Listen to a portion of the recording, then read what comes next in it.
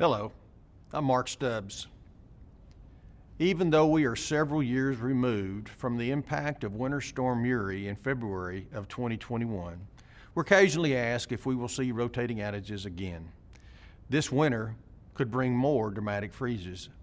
In this episode, I want to explain what causes rotating outages and why our cooperative must comply when they are ordered. Electric utilities all across the state of Texas are connected to ERCOT, which manages about 90% of the state's power grid. ERCOT is the Energy Reliability Council of Texas.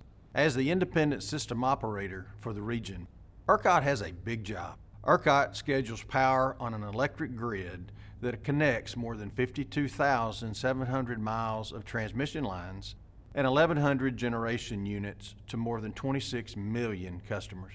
ERCOT has the responsibility of monitoring the big picture, the load demand from every area of the state. As the state grows, so does the demand for electricity. A March 2023 U.S. Census report shows how Texas has topped 30 million people, second only to California. ERCOT calls for rotating outages when there's not enough electricity being generated to meet the demand. Winter Storm Uri in February of 2021 was not the first time ERCOT has called for rotating outages. There have been 3 previous load shed events: December 1989, April 2006, and February 2011. Anytime demand exceeds supply, we are at risk for more rotating outages. That's why conservation is so important.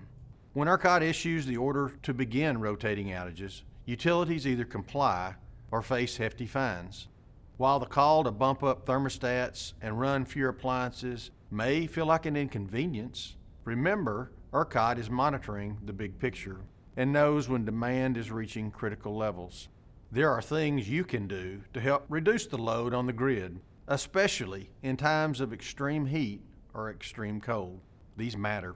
When ERCOT calls on Texans to conserve energy, know that it's helping to avoid mandatory outages. Many people making small changes helps.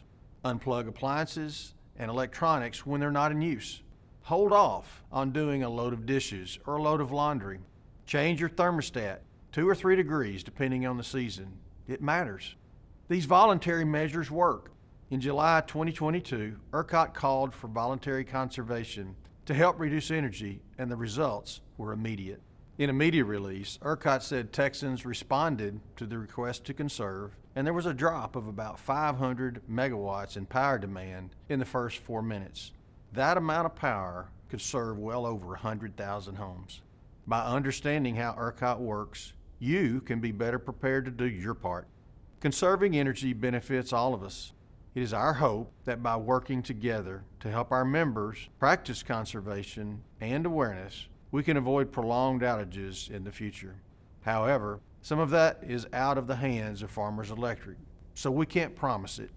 What we can promise is we will be ready and we will work hard to keep your lights on.